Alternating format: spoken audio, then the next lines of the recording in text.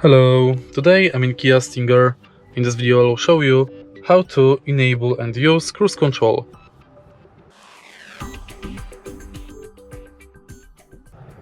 In the beginning, let's start driving and accelerate to desired speed. Now, press cruise control button and release the acceleration pedal.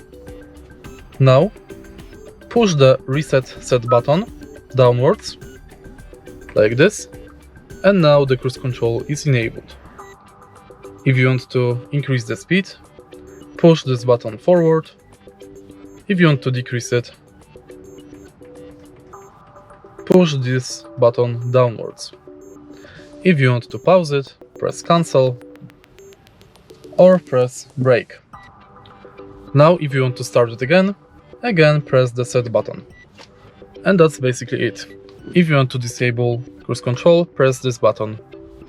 If you find this video helpful, please leave a like, comment and subscribe.